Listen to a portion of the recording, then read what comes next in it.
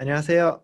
제4회 영상 처리 및 컴퓨터 비전 기본 교육 첫째 날 마지막 시간 강의를 맡은 아주대학교 전자공학과 구영일입니다.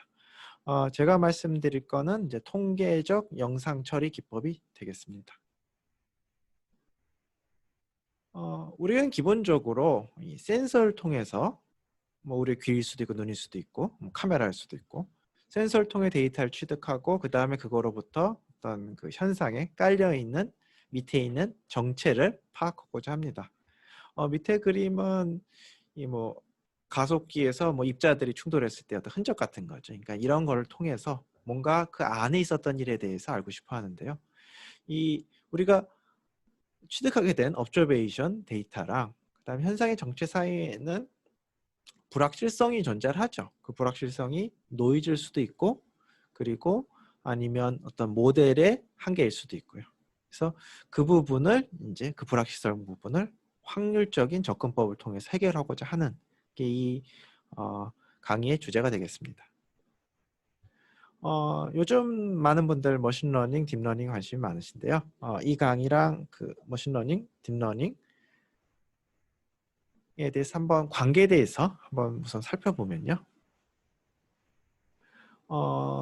물론 제가 다 본 책들은 아니고요. 저한테 책장에 꼽혀 있는 책들인데요. 보시면 probability, 그다음에 statistical, 그다음에 probabilistic. 그러니까 이 머신러닝 책에 이제 확률이나 통계 이런 단어가 굉장히 많이 나오죠. 요 두 책에는 그런 단어가 이제 제목에는 안 적혀 있지만 이 책을 펼쳐보신 분들은 어떤 확률적인 내용이 거의 반 혹은 그 정도 수준으로 심각하게 다뤄지고 있는 걸 아실 겁니다. 그래서 이런 어떤 머신러닝에 대해서 이해하시려면 확률적인 어떤 백그라운드는 필수적이고요. 요거는 베리에이션 오토엔코더 그림인데요. 이 입력을 갖고서 인코더가 레이턴트 스페이스에 레이턴트 베리어블로 이제 보내는 거고 이걸 디코딩해서 다시 원본을 만드는 거죠. 그래서 입력이 들어가서 비슷한 게 나오는 거라서 이제 오토 엔코더라는 거고 이걸 찾는 방법이 이제 베리에이셔널 어프로치 메소드를 써서 베리에이션 오토 엔코더인데요. 이런 걸 이해하시는데도 그 확률적인 백그라운드가 굉장히 많이 필요하죠. 그러니까 베리에이션 어프로치라는 게 어떤 확률적인 문제를 옵티미제이션 문제로 바꾸는 방법이라서요. 베리에이션 오토 엔코더는 트레이닝하기도 간단하고 굉장히 작은 규모로 트레이닝 가능해서 여러분도 쉽게 돌려보실 수 있는데요. 요게 이제 레이턴트 스페이스가 2차원인 거고 요게 이제 1들 있는 위치인 거고요. 1. 여기 있는 숫자 하나 뽑아가지고 이게 디코더에 넣으면 이런 그림이 나오는 거죠. 여기는 2차원 벡터 하나 뽑아서 디코더에 넣으면 이런 게 나오는 거. 그래서 이런 확률적인 표현, 이제 베리에이션 오토 엔코더를 이해하는데도 확률이 굉장히 중요하다. 그 다음에 GAN이라고 많은 분들이 이제 굉장히 재밌어하는 토픽 중에 하나죠. Generative Adversarial Network. 이거 한데 Maximum Likelihood, Density, Approximate Density, Variation Method 이제 이런 거에 대해서 어떤 그 GAN뿐만 아니라 주변 지식에 대해서 이해를 하시려면 확률도 기본이고요. 그 다음에 이제 베이지안 딥러닝. 사람들이 굉장히 관심 있는 주제 중에 하나죠. 파라미터가, 그러니까 뉴럴 네트워크 파라미터가 어떤 랜덤 베리어블이고 그 어떤 분포를 따라야 된다라 이런 관점일 수도 있고 그것도 이제 베이지안 러닝이죠. 혹은 뉴럴 네트워크 출력이 이다 아니다 뿐만 아니라 어떤 종류의 어떤 언서턴티를 갖고 있는지 이런 것까지 표현하는 그런 측면도 있고 해서 베이지안 딥러닝, 확률과 베이지와 이 딥러닝의 만남인 거죠. 리인포스먼트 러닝 보신 분들은 이 세팅 자체가 확률적인 세팅인 거죠. 기대값 세팅. 그래서 이번 강의는 저런 토픽들을 다루는 건 아니고요. 저런 토픽들을 가기 위해서 우리가 확률에 관해서 확률적인 방법론에 대해서 기본적인 것들에 대해서 살펴보고요. 저는 그래도 기본적이지만 중요한 키워드들은 다 들어있다고 생각합니다. 제가 한번 간단하게 요약을 해봤는데요. 우선 이 observed 요게 우리가 보게 되는 랜덤 베리어블인 거고 요것만 관찰이 가능한 거죠. 근데 이거를 발생시킨 파라미터가 궁금하다면 중요 키워드가 맥시멈 라이클리후드 에스티메이션이 되겠습니다. 근데 이거가 관찰됐는데 깔려 있는 랜덤 베리어블이 궁금하다. 그러면 포스테리어 디스트리뷰션을 예측하는 그러니까 랜덤 베리어블의 디스트리뷰션이죠. 그게 이제 핵심 키워드가 되겠고, 이걸 관찰했는데 그 밑에 깔려 있는 파라미터와 랜덤 베리어블 둘 다 궁금하다면, 그러니까 둘 다 모른다는 얘기죠. 그때는 이제 EM 알고리즘이나 베리에이셔널 메소드가 어떤 키워드가 되겠습니다. 그래서 우선 맥시멈 라이클리 에스티메이션부터 진행을 할 건데요. 뭐 제가 노력을 한다고 해도 뭐 재미가 없으시겠지만 그래도 나름 뭔가 이렇게 좀 실제적인 뭐 여러분이 관심을 가지시는 예를 한번 들고 와봤습니다. 저 때는 제 또래들은 엄청 많이 본 만화인데 요즘은 어떤지 잘 모르겠습니다. 카이지라는 이제 만화가 있었죠. 거기 보면 이제 또 수용 시설에 갇혀서 저 주사위 던지기 게임을 하게 되는데요. 관심 있으신 분 유튜브에서 검색해 보시면 됩니다. 그랬을 때 이제 주사위를 던졌는데 주사위를 던지면 당연히 1의 눈이 나올 확률 6분의 1, 2의 눈이 6분의 1 이래야 되는데 당연히 그런 거고 설사 이런 게 잠깐 나왔더라도 뭐 우연이겠지 하고 넘겨야 되는데 이제 카이지는 이게 너무 나온다라는 걸 이제 눈치를 챈 거죠. 이런 눈이. 그래서 그 문제에 대해서 우리 여러분이 주사위를 던졌는데 5번 던졌다고 하겠습니다. 6, 5, 6, 4, 4가 나왔습니다. 그랬을 때 각 눈이 나올 확률은 얼마로 보는 게 타당할 것인가? 이게 이제 첫 번째 질문이 되겠습니다. 우리가 또 옵저베이션을 했는데 거기에 깔려 있는 파라미터 1이 나올 확률, 2가 나올 확률, 6이 나올 확률 이 파라미터 얼마로 보는 게 타당하냐는 질문인 거죠. 뭐 다 필요 없어. 6분의 1이야. 해도 가능한 대답이죠. 그래서 이런 거에 대해서 이제 수학적으로 하려면 당연히 모델이 필요하겠죠. 요 플레이트 노테이션이라고 그러는데요. 요 노테이션은 뭐 직관적입니다. 요게 이제 까만색으로 칠하면 관찰됐다는 뜻이고요. 동그라미가 있으면 랜덤 베리어블이라는 뜻인 거고요. 여기 이제 뭐 문자지만 n이 있으면 n번만큼 관찰됐다는 거죠. 요 파라미터에 의해서 랜덤 베리어블이 발생을 했는데 요게 라지 n번 관찰됐다는 뜻입니다. 이 상황이 주사위를 n번 던진. 그래서 우리가 모델을 세우는데 파라미터 6개로 모델을 세웠습니다. 1이 나올 확률 세타 1, 6이 나올 확률 세타 6. 그리고 합은 1이어야 될 테고 각각은 0 이상이어야 될 테고. 이랬을 때 우리가 얘를 관찰했을 때 얘가 궁금하다. 이 상황인 거죠. 이게 주어졌는데 얘가 궁금하다는 상황인 거죠. 그래서 이제 질문이 어떤 파라미터가 좋은 파라미터냐? 좋다란 말은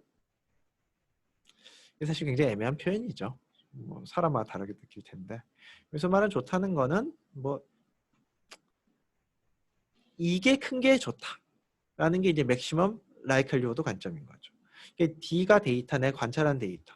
요 세타는 내부에 있는 파라미터. 요거를 표현을 해서 얘가 최대가 되는 세타를 골라라. 이렇게 해서 문제를 해결했다면 여러분은 맥시멈 라이클리후드 관점에서 문제를 해결하신 거죠. 많은 경우에 데이터 관찰이 독립이라고 가정을 해서 그거를 이제 뭐 쪼개서 인디펜던트 가정을 해서 로고 취하는 않죠. 로고는 증가함수니까요. 이렇게 해서 문제를 풀게 됩니다.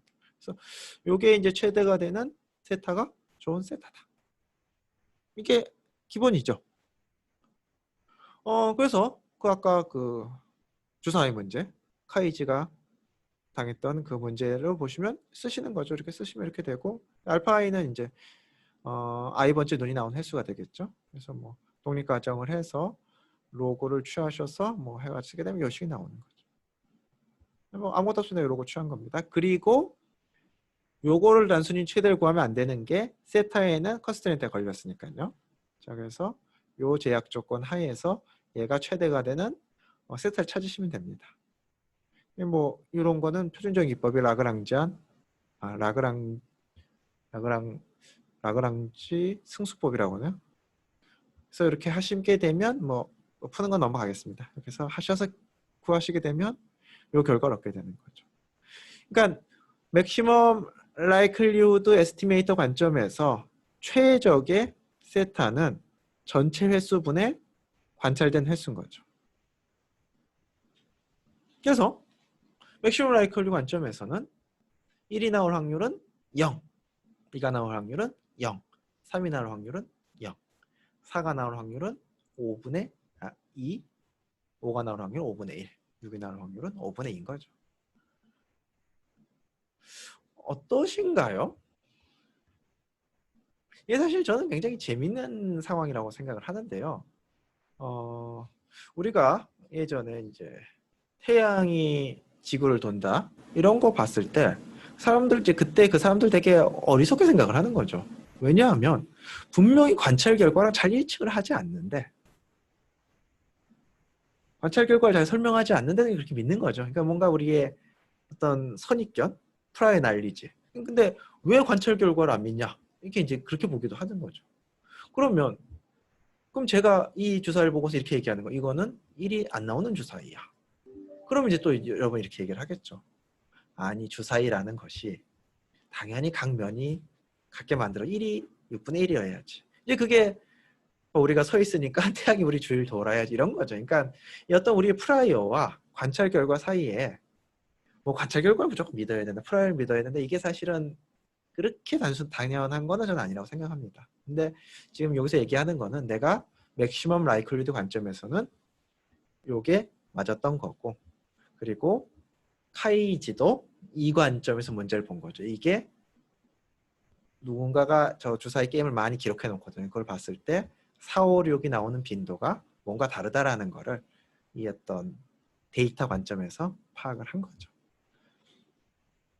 자, 요거는 그냥 다음 문제입니다. 그러니까 그 맥시멈 라이클리후드 다른 상황에 적용한 겁니다. 아까는 주사위인데 뭐 가우시안에 적용할 수도 있죠. 가우시안 적용한 거고 요 분포를 가정한 거고 그다음에 요거는 이제 똑같은 건데 요 생성된 확률 모델이 요건 거죠. 그랬을 때 맥시멈 라이클 에스티메이터라는 거는 이 숫자가 크게 되는 거고 그 예상을 이렇게 됩니다. 그러니까 뭐 맥시멈 라이클리후드 에스티메이터는 뭐 디스크릿, 컨티뉴어스 뭐 여러 가지 상황에 쓰실 수 있는 거고요. 뭐 이것도 굉장히 직관적이죠. 좀 최종계 올라가는 얘기를 많이 하는데요. 최종계 올라가서 올라갈 때마다 다른 거죠. 65, 64, 65.5 그랬을 때 가장 합리적인 판단은 데이터 기반의 가장 합리적인 판단은 이건 거죠.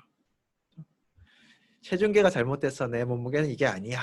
그러면 이제 프라이어 날리지에 쏠리는 건데요. 이 데이터만 갖고 맥시멈 라이클리 에스티메이터는 관점에서는 이게 최선인 거죠. 자, 그래서 우리가 맥시멈 라이클리드 에스티메이터에 대해서 얘기를 해봤습니다. 그러니까 맥시멈 라이클리드 에스티메이터가 최고다 이런 얘기를 하는 게 아니라 저 관점에서는 내가 저걸 최대한 관점에서 저 문제를 풀면 된다. 이렇게 보시는 게 맞을 것 같고요. 그 문제에 적용한 상황은 내가 랜덤 베리어블을 출력 어떤 리얼라이제이션을 이만큼 n개만 관찰했을 때 그 안에 있는 파라미터가 궁금하다면 MLE가 유일하진 않습니다. 당연히 가능한 선택 중에 하나다. 그렇지만 가능한 선택 중에서 사람들이 가장 많이 쓰는 것 중에 하나다 생각하시면 되겠습니다. 자, 이제 두 번째 베이지안 에스티메이션에 대해서 살펴보겠습니다. 이건 제가 만든 문제는 아니고요. 여기 보시면 유튜브에 요거를 찾아보시면 이제 굉장히 재미있는 동영상입니다. 이게 질문이 뭐냐면요. 3블로 1 브라우에서 나온 건데요. 어떤 상품의 리뷰가 있는데 10명이 리뷰했고 10명이 모두 다 좋았다고 한 상품이 있어요.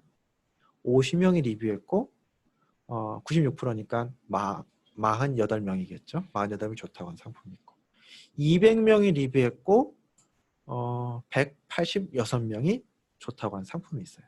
어떤 상품이 좋을 거냐는 질문이죠. 당연히 정답은 모른다. 정답인데 우리 추정을 하는 거죠. 어떤 가정 이런 거에서 추정을 하는 게 어떻게 추정하는 게 좋으냐 이거죠. 자, 그래서 이제 모델을 세웁니다. 모델은 이제 상품의 수준, 세타일 0과 1 사이의 숫자로 보는 거고요. 그리고 가정이죠. 세타에 비례해서 좋아요를 누른 거죠. 만약에 0.9라면 0.9의 확률로 좋아요를 누르고 0.1의 확률로 싫어요를 누르는 거죠. 그러고 이거 이제 n번 라지 n번 반복하고 나서 좋아요라고 눌린 횟수를 이제 k라는 랜덤 베리어블로 보는 거죠. 그러면 이런 가정하에서는 이런 분포를 얻게 되는 거죠. 그렇죠? 세타가 정해지게 되면 k의 분포가 결정이 되는 거죠. 이런 게 내부적인 모델이라 가정을 하고요. 이제 문제 풀어보겠습니다. 그러면 이제 그림이 이런 그림인데 이번에는 이제 한 번만 관찰하니까요. 이 파라미터로부터 이걸 한 번만 관찰하는 거고, 그랬을 때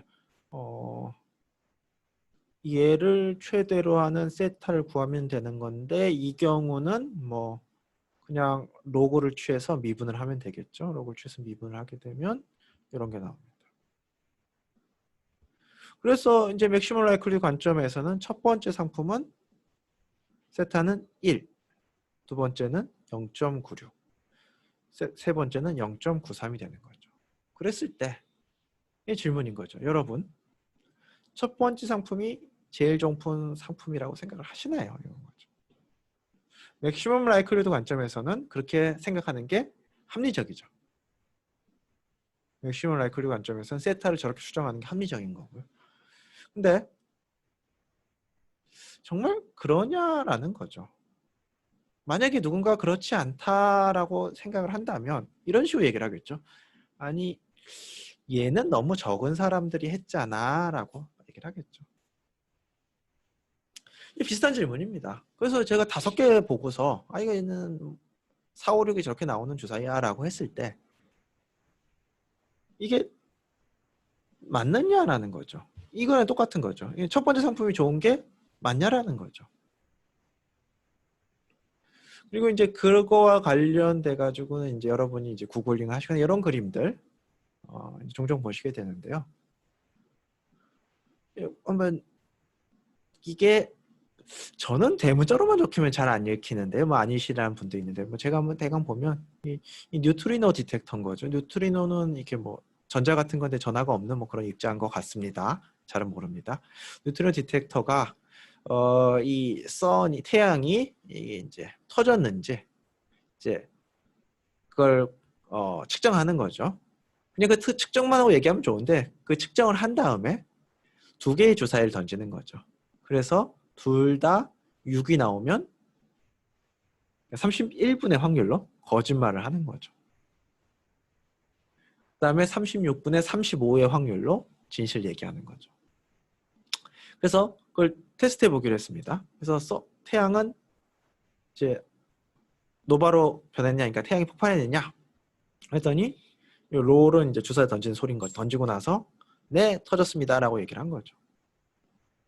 그랬을 때 이 데이터만 갖고 보는 입장에서는 이 말이 나올 확률이, 그러니까 태양이 멀쩡한데 나올 확률이 36분의 1인 거죠. 그렇고 태양이 터졌을 때 이 말이 나올 확률이 36분의 35인 거죠. 그러니까 태양이 터졌다고 보는 거죠. 그래서 결론을 내리는데 태양은 터졌다. 이게 이제 데이터만 보는 관점인 거죠. 근데 이제 베이지안 관점에서는 베이지안 관점이라는 거는 프라이어를 고려하겠다는 거죠. 그러니까 이 태양이 터지는 거에 대한 확률까지 고려하겠다는 거죠. 그래서 나는 안 터졌다고 생각한다. 이런 거죠. 그러니까 지금 요런 문제, 요 문제와 결국은 이거에 대해서 내가 거부감을 갖고 있다. 이 결론에서 거부감을 갖고 있다는 거는 나는 무언가 프라이어를 갖고 있다는 얘기죠. 너무 적게 해봤다. 그것도 이제 틀린 말은 아닌데요. 왜냐하면 충분히 많이 하면 프라이어가 이제 소멸해 가니까요. 근데 너무 적게 봤다는 것보다는 여러분이 프라이어를 갖고 있고 그 프라이어를 흔들 만큼 데이터가 관찰이 되지 않은 거죠. 그래서 베이지안 관점에서 문제를 다시 바꿔보겠습니다. 아까는 이 관점이었죠. 내부에 어떤 파라미터가 있었고 내가 관찰한 거죠. 그래서 좋아요가 이만큼인 건데 그래서 이 숫자를 크게 해주는 세타가 정답이라는 건데 이제 이 세타를 상수에서 확률 변수로 바꿔서 보게 됩니다. 이제 세타가 랜덤 베리어블이 되는 거죠. 자, 여기 보시면 베이지안 관점에서는 세타가 동그라미 쳐져 있고 랜덤 베리어블이죠. 이거 뭐 그걸 지배한 파라미터가 있습니다만 어떤 세타는 랜덤 베리어블입니다. 그랬을 때 베이지안 관점에서는 세타는 그냥 딱 찍어야 될 문제인 거죠. 3.3, 1.1 이렇게 찍어야 될 문제인데 이 베이지안 관점에서 세타는 하나로 얘기하는 게 아니라 분포로 얘기할 수밖에 없는 거죠. 그냥 랜덤 베리어블이니까. 물론 이거로부터 뭐 최빈값, 평균값 등을 해서 한 점을 찍을 수는 있지만 그거는 뭐 그 후의 일인 거고 현재는 그러니까 베이지안 관점에서는 세타는 랜덤 베리어블인 거고 분포를 예측하는 거죠. 그러니까 이 두 개가 굉장히 다릅니다. 하나는 나는 모르는데 고정되어 있는 파라미터를 찾는 거고 하나만 잘 찍으면 되는 거죠. 베이지안 관점은 얘는 랜덤 베리어블인 거고 내가 찾아야 될 거는 분포인 거죠. 그래서 베이지안 관점에서 문제가 바뀌고요. 뭐 베이지 정리 뭐 고등학교 때부터 요즘 필수인지 모르겠지만 고등학교 때부터 있죠. 여러분 뭐 많이 보셨던 거죠. 예, 결국은 이제 맥시멀 라이클리 관점에서는 세타일 때 관찰값 여기 이제 관찰값이 앞에 오는데 관찰값이 뒤에 가는 이걸 얻고 싶은 거죠. 그러다 보니 이 식들이 등장을 하게 되는 거고 이렇게 돼서 이런 식을 얻게 되는 거죠. 물론 요 포스테리아 분포로부터 뭐 이렇게 최빈값, 뭐 평균값 등을 알 수는 있지만 기본적으로 얘를 알고 싶은 거죠.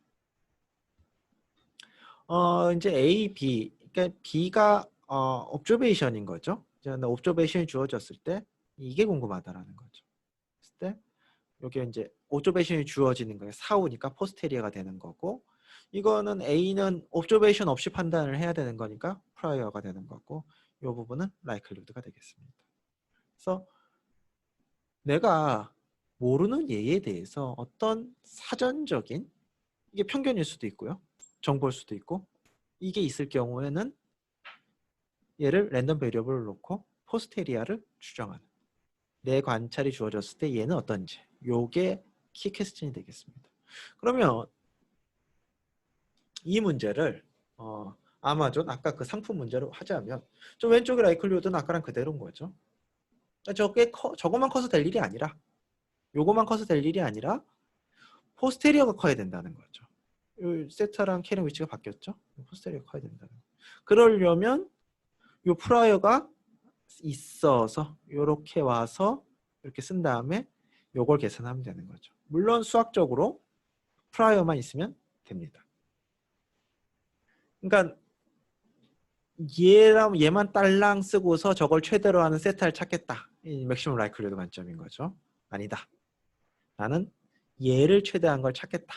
그러면 이제 베이지안 관점인 거고 그걸 하기 위해서는 요 프라이어 얘가 필요합니다.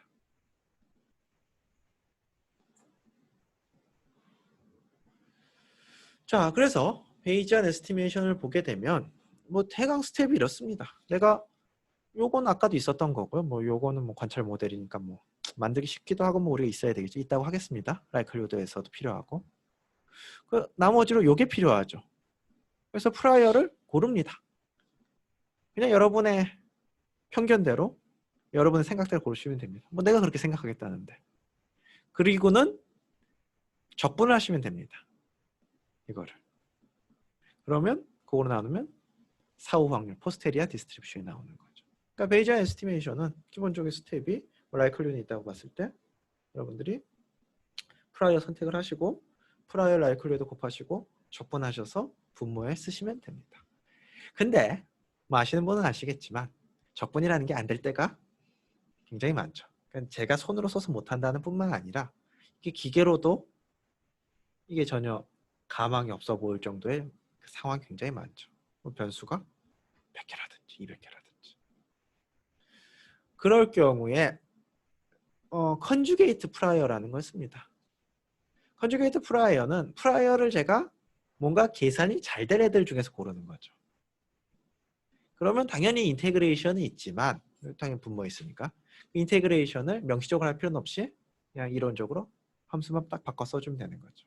뭐 예를 뒤에 보여드릴 겁니다. 그래서 컨주게이트 프라이어를 쓰는 방법도 있습니다. 굉장히 현실적인 방법 중에 하나죠. 왜냐하면 적분이라는 게 되기가 쉽지 않으니까요. 그 다음에 이제 뭐 다른 방법으로는 아니 적분은 도저히 못하겠다. 그러면 이 분포를 구하는 건 포기하고 이 분포가 가장 뾰족해지는 점만 구하는 거죠. 그렇게 되면 뾰족해진 점에는 분모가 빠져도 되니까 이 식을 보시면 이 식에서 이게 없죠. 그렇죠? 그러니까 인테그레이션 파트가 없죠. 그래서 이게 최대가 되는. 그래서 뭐 여러 가지 다른 옵션들이 있습니다. 굉장히 많은 옵션들이 있습니다. 이게 워낙 어려운 문제이기 때문에. 네, 쉽게 생각해 볼 수 있는 옵션은 그냥 뭐 컨주게이트 프라이어 곱해서 나는 접근 안 하겠다. 혹은 뭐 분모가 별로 안 중요하게 만들겠다. 이런 상황들이 있을 수 있습니다. 그래서 아까 그 아마존 문제로 돌아가서 두 개의 프라이어를 한번 생각해 보겠습니다. 아까 상품의 퀄리티가 0부터 1까지라고 했으니까요. 뭐 가운데는 0.5고 0과 1 사이에 이런 분포를 따를 거다. 제가 그냥 제품 원래 저래야지 라고 생각을 하는 거죠. 혹은 그래도 사람들 돈 내고 사는 건데 좋은 게 많겠지. 이렇게 생겼을 것이다. 이제 선택을 하는 거죠. 제가 두 개의 프라이어를 넣고서 하는 건데 요 위키피디아에 찾아보시면 됩니다. 이 컨주게이트 프라이어라는 게 굉장히 쓸모가 있죠. 지금 라이클리후드가 아까 바이노미얼이었죠.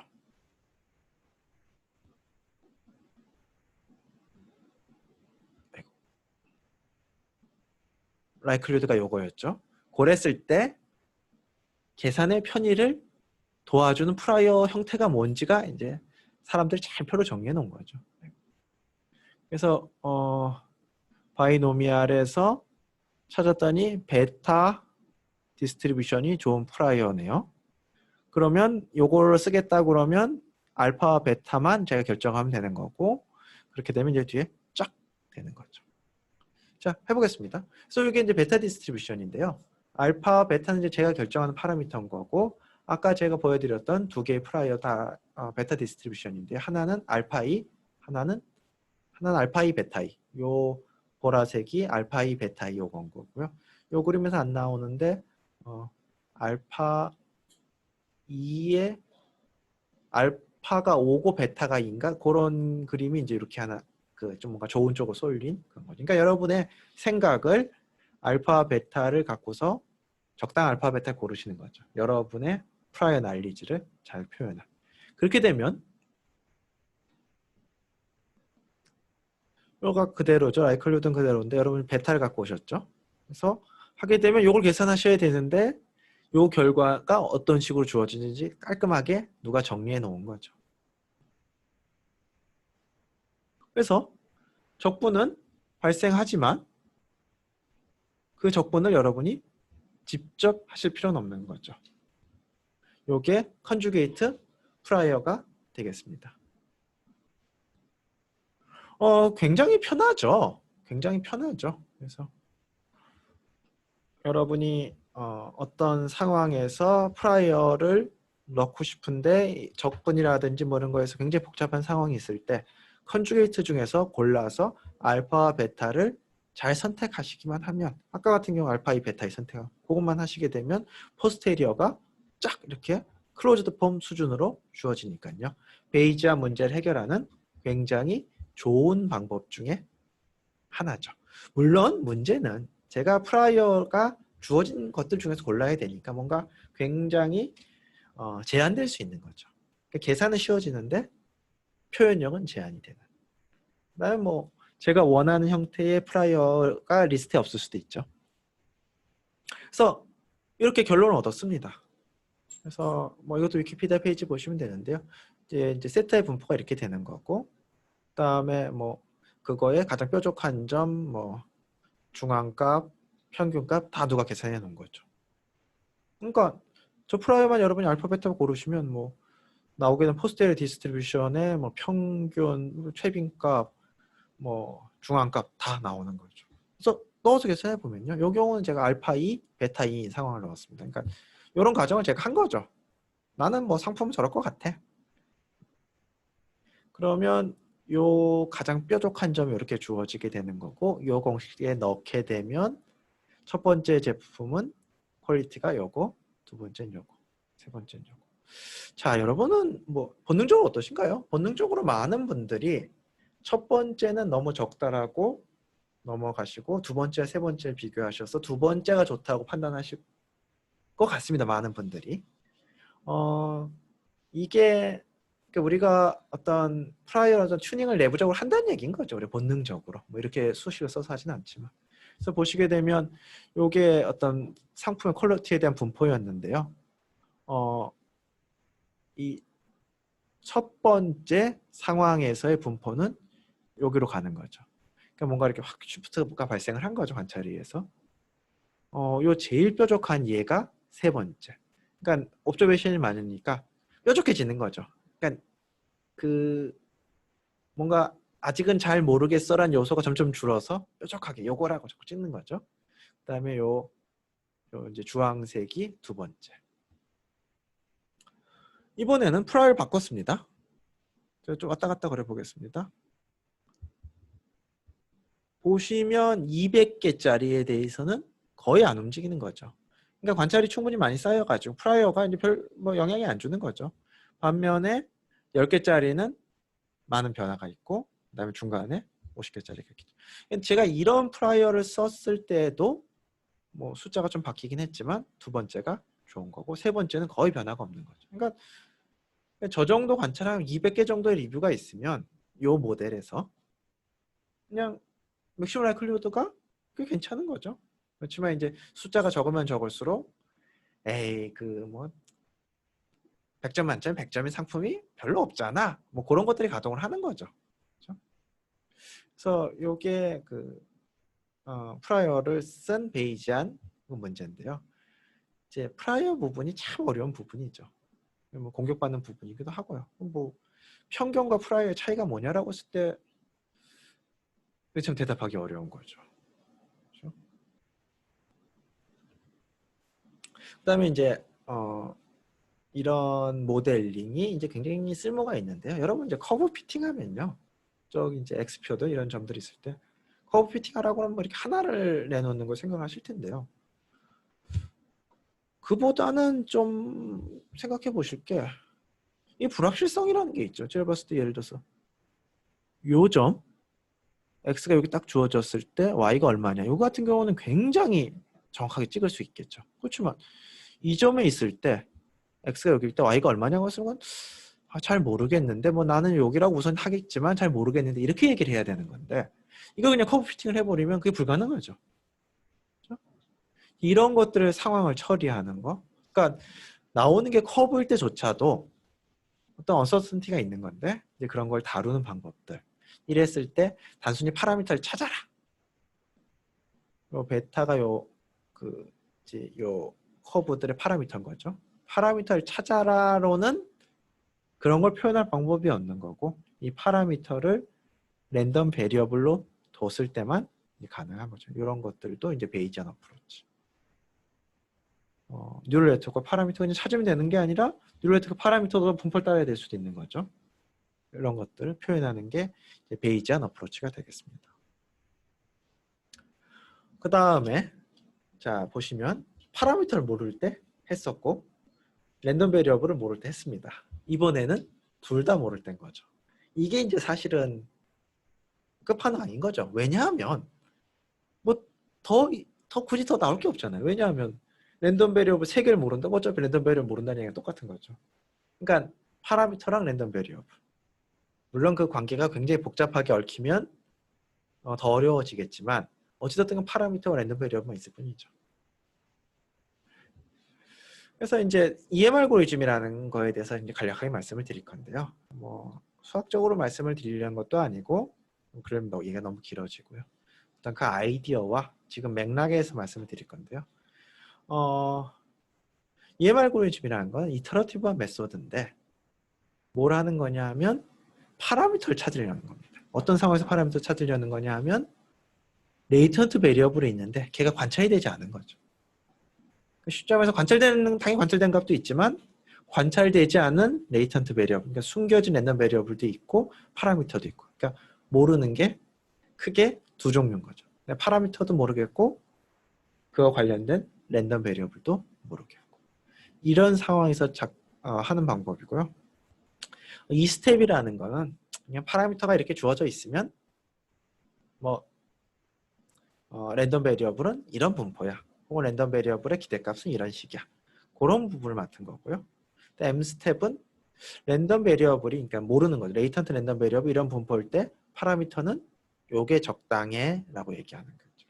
이게 이제 굉장히 디테일로 들어가면 이제 좀 더 엄밀하게 얘기 말씀드려야 되겠지만 아주 대강 말씀드려서 파라미터도 모르고 레이턴트 랜덤 베리어블도 모를 때 하나 이렇게 고정시켜가면서 무언가를 하는 거죠. 사실 알고 싶은 건 둘 다 한 거고 파라미터는 당연히 숫자를 찍고 싶은 거고 랜덤 베리어블은 코스테리아 분포를 알고 싶은 거죠. 그래서 뭐 가장 많이 드는 예가 이제 가우시안 믹스처 모델이고요. 뭐 쓸모도 있고 그다음에 EM 알고리즘을 설명하기 위해서 가장 간단하고 클로즈드 폼으로 나오고. 그래서 여러분이 이제 EM 알고리즘을 결국 공부하시게 되면 가우시안 믹스처 모델부터 하시는 게 맞죠. 그래서 손으로 한번 써보시고 그다음에 빅픽처도 놓치지 마시고요. 그래서 표현해봤습니다. 이제 가우시안 믹스처 모델은 이제 가우시안 하나, 가우시안 두 개, 가우시안 세 개의 이 웨이티드 썸으로 분포가 주어진 거죠. 그래서 파라미터는 뭐 좀 가우시안 세 개를 썼는데 이렇게 주어질 거고요. 맥시멈 라이클리드 에스티메이션, 파라미터를 맥시멈 라이클리드 에스티메이션 한다고 그러면 이렇게 쓰시면 되겠죠. 뭐 파라미터가 여러 개가 섞여 있어서 그렇지 뭐 딱 이건 거죠. 이렇게 되면 레이턴트 랜덤 베리어블이 없죠. 중간에 숨겨진 랜덤 베리어블이 없는데 이렇게 모델링 하지 않고 얘를 이렇게 보겠다라는 거죠. 이 레이턴트 랜덤 베리어블이 있도록 모델링 하겠다는 거죠. 무슨 말인가 하면 레이턴트 랜덤 베리어블이 1이면 첫 번째 가우시안에서 나오는 거고 2면 두 번째 가우시안, 3이면 세 번째 가우시안에 나오는 거고 1일 확률은 파이 1, 2일 확률은 파이 2, 3일. 그러면 아까랑 관찰되는 패턴은 똑같죠. 단 이 상황을 레이턴트 랜덤 베리어블 통해서 모델링 한 거죠. 이런 느낌이라고 보면 되겠습니다. 이제 관찰된 데이터는 이건데요. 그냥 이래? 라는 느낌이 이제 레이턴트 랜덤 베리어블을 도입하지 않은 거고요. 이게 사실은 두 종류가 있는데 각각이 결정이 되고 거기서 각각 뽑은 거야 라는 게 이 모델인 거죠. 단 이 두 번째 모델에서 이 색깔은 관찰이 되지 않은 거죠. 그러니까 색깔이 있긴 한데 관찰 못한 거죠. 관찰한 거는 수준이 똑같지만 그 내부를 레이턴트를 고려하냐 안 하냐 이렇게 보는 관점이 되겠습니다. 그래서 이 스텝은 뭐 전혀 논리적으로 이렇게 말씀드리는 건 아니고 여러분이 이제 EM 알고리즘에 어떤 느낌을 받으시라고 말씀드리는 건데요. 이 스텝이라는 거는 이 파라미터들을 이제 고정시켜 놓은 거예요. 랜덤 넘버일 수도 있고 뭐 어떻게 고정시켜 놓고 이 파라미터 고정된 거죠. 그리고 얘도 관찰이 된 거고 얘가 얘의 포스테리어를 구하는 거죠. 포스테리어. 그래서 포스테리어 구하면 됩니다. 이 포스테리어 식인 거고 이렇게 주어지게 되는 거고. 이 가우시안 믹스처 모델에서는 사실은 이거는 표를 채우는 거랑 똑같아요. 여러분 이걸 만약에 구현을 한다면 결국은 표를 채우는 거랑 똑같은데요. 요런 표인데요. 요게 이제 샘플 그건 거고요. 요게 1번 가우시안에서 나왔냐, 2번 가우시안에서 나왔냐, 3번 가우시안. 요 표를 채우는 거니까 여러분이 요 가우시안 믹스처 모델을 EM 알고리즘 써서 뭐 하실 때는 결국 이 스텝이라는 거는 저 표를 채우는 거죠. 그래서 요 샘플은 첫 번째 샘플은 첫 번째 가우시안에서 나왔을 포스테리아 확률, 두 번째 가우시안 요 표를 채우시는 거고. 그러니까 얘의 정체에 대해서 고민을 하시는 거죠. 파라미터가 주어졌을 때 이 스텝인 거고. M 스텝은 맥시멈 라이클리랑 굉장히 비슷합니다. M 스텝은 뭐냐 하면 얘에 대해서 정체에 대해서 알았으니까요. 얘가 뭐 관찰이 됐다고 할 수는 없지만 거의 관찰이 된 셈인 거지. 얘 정체에 대해서 했으니까. 그걸 이용해서 나머지 파라미터들 찾는. EM 알고리즘이라는 거는 레이턴트 랜덤 베리어블과 파라미터가 있는 상황에서 예측하는 방법인 거고 파라미터는 거의 맥시멈 라이클리처럼 예측을 하는 거고 이 스텝은 그 모르는 레이턴트 랜덤 베리어블의 디스트리뷰션을 다루는 부분이 되겠죠. 그래서 뭐 제 느낌을 표현하자면 얘를 적당히 한 값서부터 얘를 다루는 게 이 스텝. 그래서 뭐 완전히 관찰한 건 아니지만 적당히 관찰된 얘 값으로 얘를 찾는 게 M 스텝. 이 스텝과 N 스텝을 반복하는 거죠. 그래서 파라미터랑 랜덤 베리엄 둘 다 있을 때 쓰는 건 EM 알고리즘이 되겠습니다. 그리고 제가 이 그 강의에서는 베리에이션의 메소드를 설명드리진 않고요. 왜냐하면 뭐 저거는 따로 말씀드리거나 뭐 굉장히 얘기가 기니까. 근데 차이점에 대해서 한번 간단하게 짚고 넘어가자면요. 여러분 굉장히 많은 상황들이 그리고 굉장히 어려운 상황들이 X와 세타와 Z로 만들어진 상황입니다. 굉장히 자주 있는 상황이고 여러분이 뭔가 어렵다 이런 상황이면 저 상황인 거죠. 그러니까 내가 관찰한 거가 있고 그다음에 모르는 파라미터가 있고 그다음에 레이턴트 베리어블이 있는 거죠. 아마 이걸 구하면 다 해결이 될 겁니다. 이게 끝인 거죠. 저기 있으면 다 끝나는 건데 저기 힘드니까 뭔가 이렇게 쪼개서 하는 건데 EM 알고리즘은 관점이 세타는 파라미터지. 아까 보셨으면 세타를 맥시멀 알고리즘이라는 식으로 예측하잖아요. 세타를 파라미터로 보고 당연히 Z는 랜덤 베리어블로 보고 뭐 지금까지 얘기했던 그 방법이죠. 파라미터로 보고 랜덤 베리어블로 보고 이렇게 그러니까 고정된 파라미터로 보고 랜덤 베리어블. 근데 그 파라미터도 어떤 분포를 따를 수가 있는 거잖아요. 그 파라미터조차도 이제 랜덤 베리어블로 보겠다. 그러면 이제 베리에이션 메소드까지 가야 되는 거죠. 사실 이제 베리에이션 메소드가 되면 Z와 세타의 구별이 이제 수학적으로는 명확하지 않죠. 뭐 인간의 해석으로는 구별이 되겠지만, 그러니까 이 파라미터들조차도 어떤 랜덤 베리어블 분포를 따라야 되는 거니까요. 그러면 이제 문제가 굉장히 복잡해지는 거죠. 왜냐하면 이 파라미터라고 해도 풀기가 좀 쉽지 않은데 이 두 개 랜덤 베리어블 이렇게 해서 분포를 포스테리어 구해야 되는데 여러분 아까 보셨죠? 포스테리어 구하려면 적분을 해야 되는데 적분이 아니라 더하기라고 생각하더라도 여러분 전자 스핀이 이제 플러스 2분의 1 마이너스 2분 전 잘 모릅니다. 두 개인데 전자가 100개 있으면 경우의 수가 2의 100승이죠. 전자가 100개 있어도 더하는 것 자체가 불가능하죠. 그러니까 그 포스테리어 계산할 때의 그 분모항을 다루는 게 불가능. 그러니까 이게 굉장히 다루기 힘들어집니다. 그래서 이게 잘 안 될 때 여러분 이 스텝을 계산해야 되는데 이 계산을 잘 못하겠어요. 포스테리어라서. 그럼 어떻게 하겠어요? 이렇게 놓고 Q는 내가 다루기 쉬운 것 중에서 하자 이렇게 되는 거죠. 뭐 굉장히 허무하게 들리실 수도 있지만 사실은 굉장히 현실적인 방법인 거죠. 내가 이거를 구해야 되는데 이거를 표현할 방법이 좀 없거나 구할 방법이 없으면 내가 쉽게 다룰 수 있는 뭐 가우시안 같은 거로 해놓고 그 중에서 찾자. 가장 가까운 애를 찾자.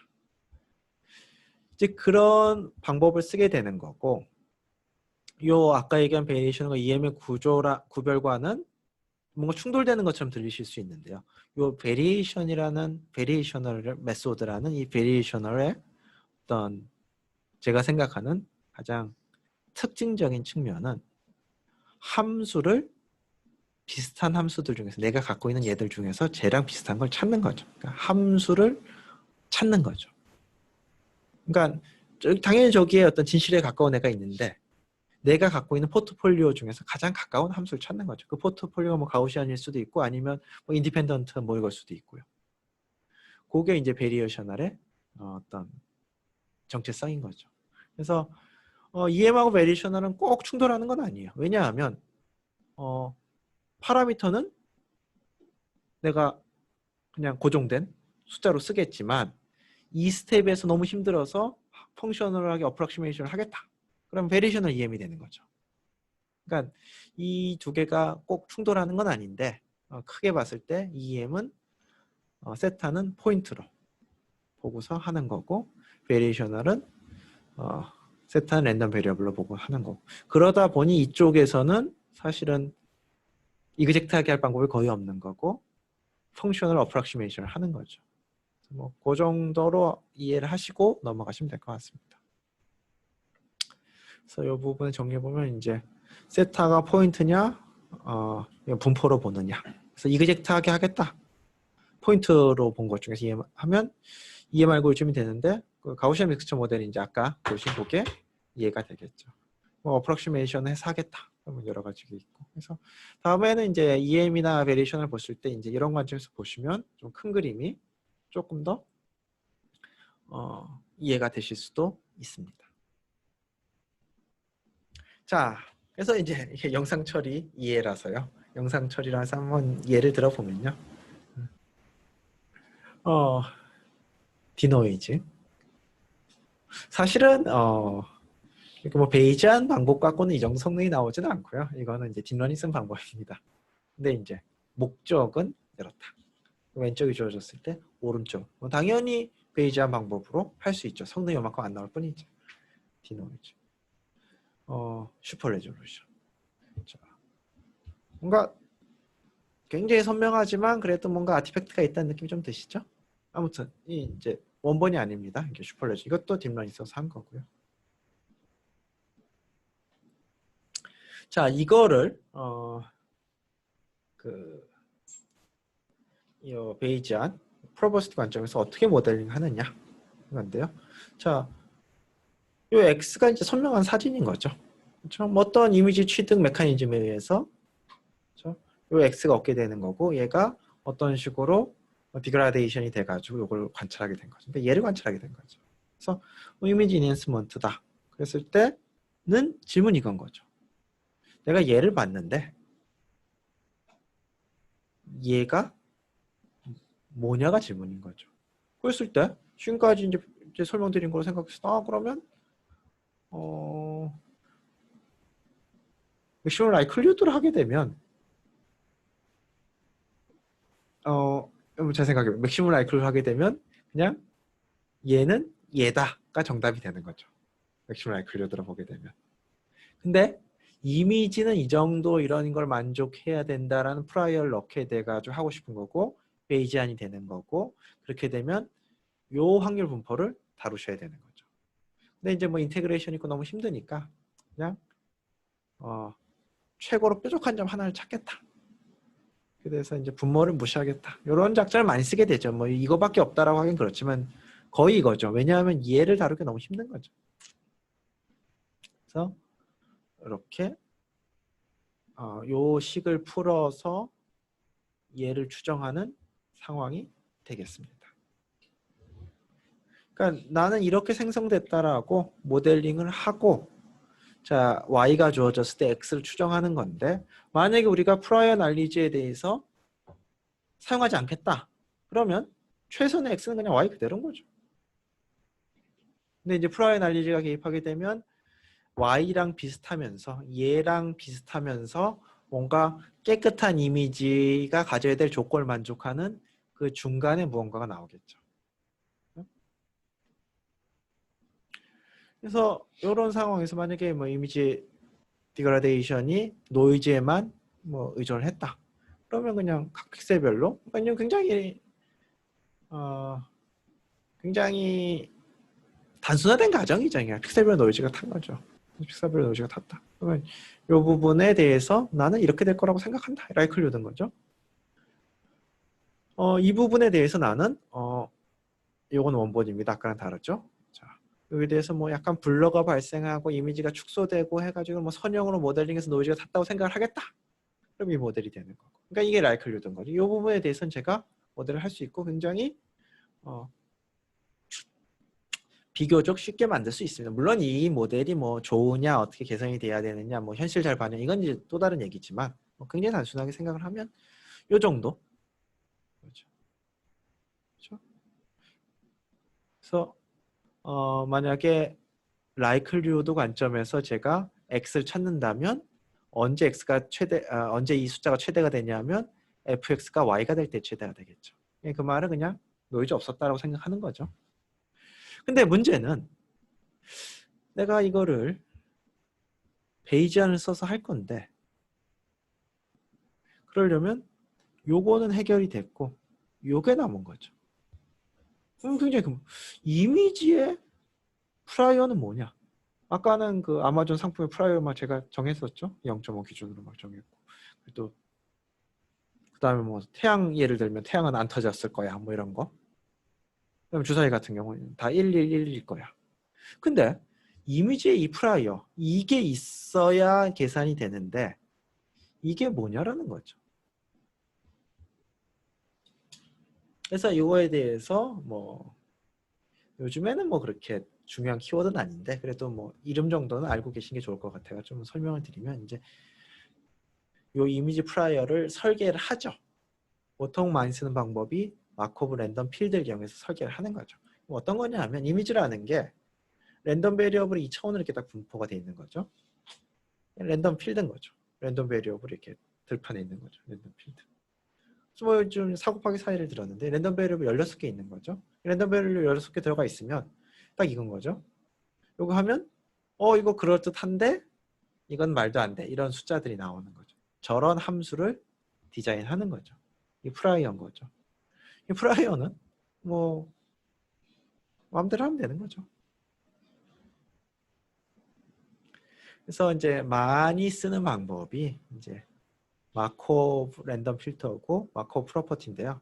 어떤 거냐 하면 마코브 프로퍼티란 뭐냐 하면 요 색깔 칠해진 4개가 주어져 있을 때 마코브 성질, 마코비안 프로퍼티 요 4개가 주어졌을 때 빨간색과 흰색은 인디펜던트하다라는 거죠. 요게 가정이에요. 그러니까 저 검은색들이 주어져 있을 때 빨간색과 흰색은 인디펜던트하다. 그게 제 가정인 거고 그 가정을 받아들이신다면 수학적으로 요거의 확률은 이렇게 쓸 수 있다가 나오는 거죠. 그러니까 마코브 랜덤 필드라는 거는 마코브 성질을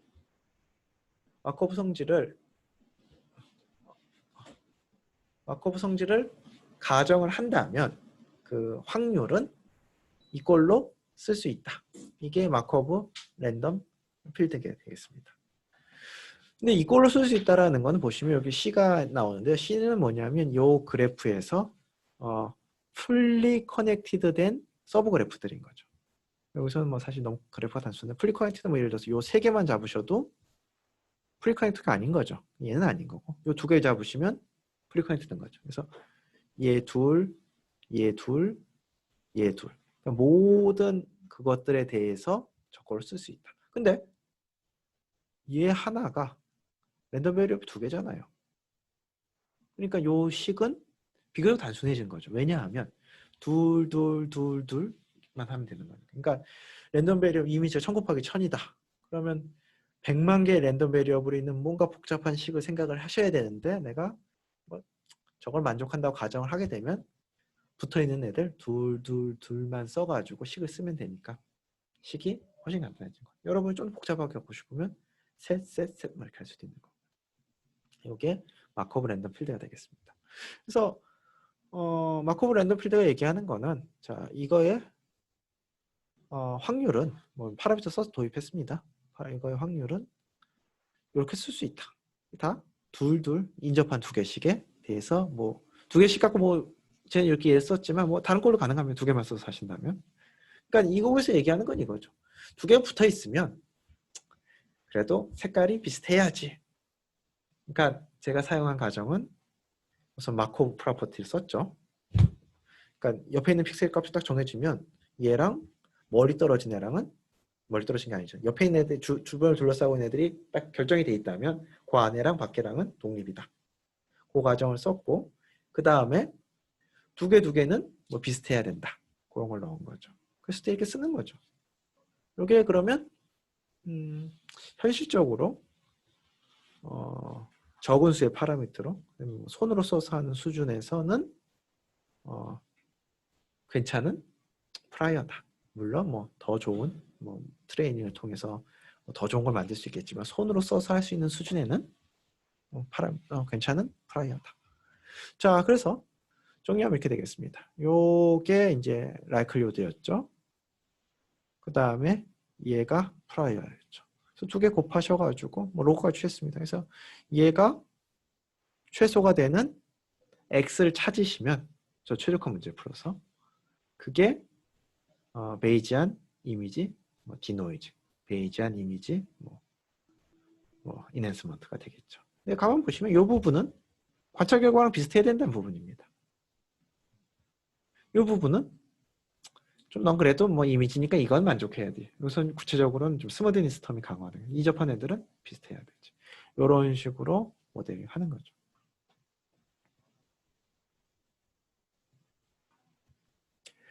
근데 이제 아까는 이제 뭐 이런 파라미터들 막 사람이 손으로 정하는 그런 느낌이었고 그거까지 이제 학습을 해야 된다.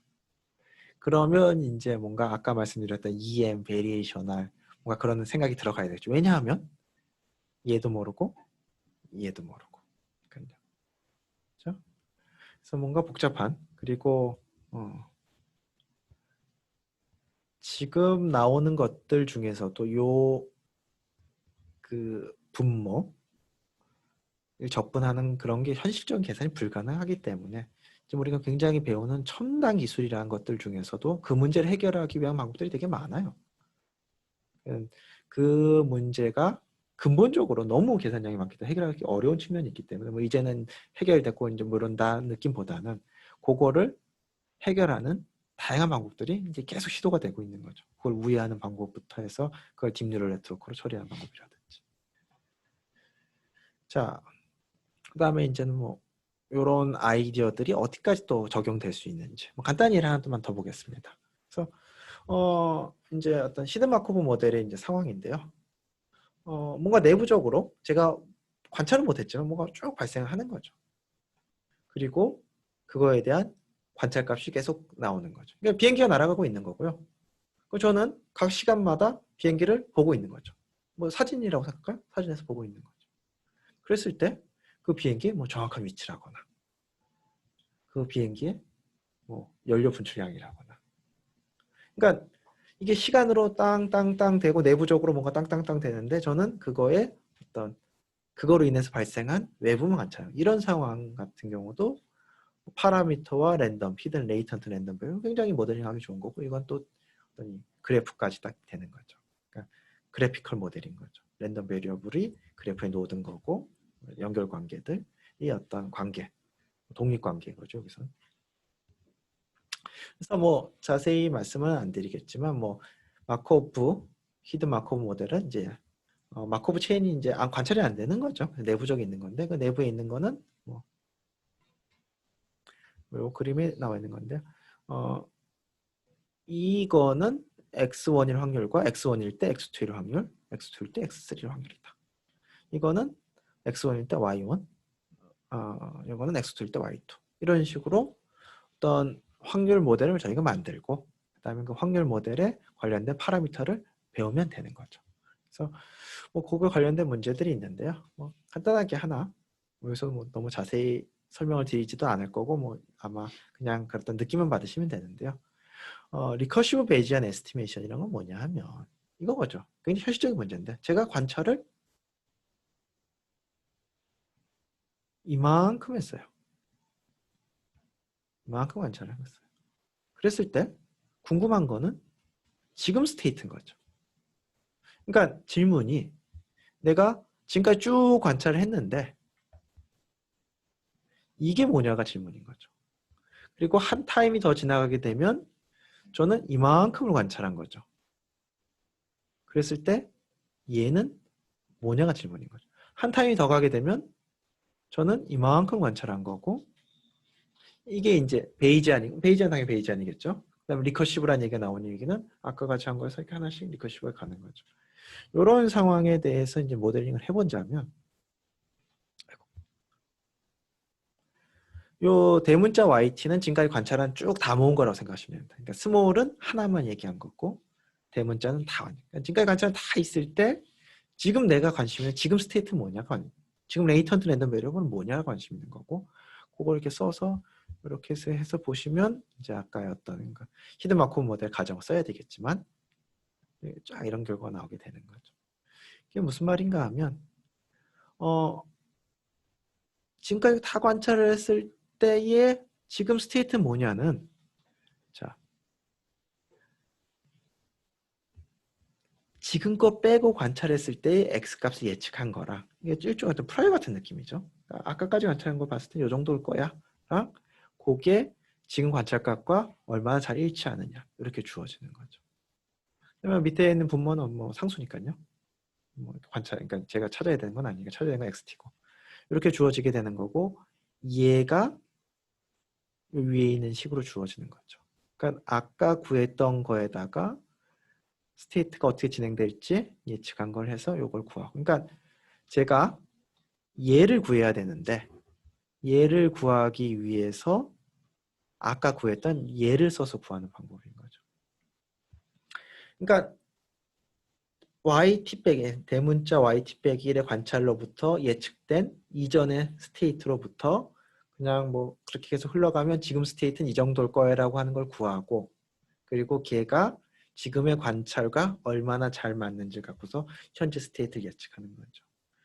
이게 어떤 트래킹, 그 다음에 어떤 로봇의 로컬라이제이션의 굉장히 중요한 수식인 거죠. 그러니까 지금까지 방금 전에 어디 있었는지를 예측한 다음에 좀 흘러가게 두고 지금의 관찰하고 얼마나 잘 일치하는지 갖고 현재 위치를 업데이트하고, 그리고 그 다음 그렇게 진행을 하고. 요 그림이요. 요게 이제 파티클 필터 그건데요. 자, 이제 이 그림이 그 베이지한 요 리커시브 에스티메이션을 잘 표시하는 건데요. 자, 요 그림을 잘 이해하실 수 있으면 되는데요. 자, 요 빨간 점들은 뭐냐면요. 파티클인데요. 그냥 분포를 표현해준 점들이라고 생각하면 되겠습니다. 지금 보시면 다시 리셋될 때가 기다리겠습니다. 요 빨간색이 현재 분포를 나타내고 있다. 분포를 해서 어떤 분포의 점들을 뿌려놨다고 생각하시면 되겠습니다. 그리고 저 파란색이 이제 보고 있는 거죠. 뭐 옵저베이션인 거죠. 자, 이제 처음에는 어디 있는지 모르는 거죠. 막 흩어져서 시작을 한 거죠. 그러니까 분포가 어디 있는지 모른다 막 흩어져 있다가 파란색을 보면서 여긴 것 같다, 여긴 것 같다라는 거죠. 이게 빨간색 점들이 이제 좀 뭉쳐져 있죠. 저기가 조금 가능성이 높은 데인 거죠. 지금 보시면 방으로 들어가고 있죠. 그래서 관찰하는 거죠. 그랬더니 이제는 다른 부분들은 확률이 뚝뚝 떨어지는 거죠. 그래서 이제는 한 점이 되는. 여러분들도 여기가 여긴가 그러다가 이제 관찰이 쌓이면서 다른 것들은 사라지는 거죠. 이 파티클 필터도 어떤 오브젝트 트래킹이 굉장히 중요한 이 파티클 필터도 수학적으로는 이제 이 과정을 표현한 거죠. 그래서 파라미터라는 게 있고 레이턴트 랜덤 베리어블이라는 게 있고, 그리고 두 개를 예측해야 되는데 파라미터 예측하고 둘 다 예측해. 이런 것들이 어떤 굉장히 다양한 문제의 포뮬레이션에 쓰이는 거고, 지금은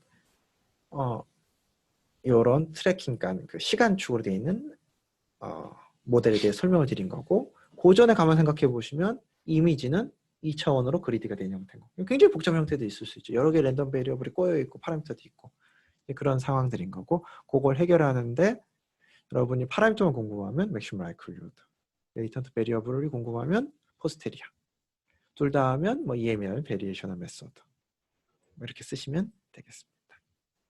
자, 그래서 결론입니다. 그래서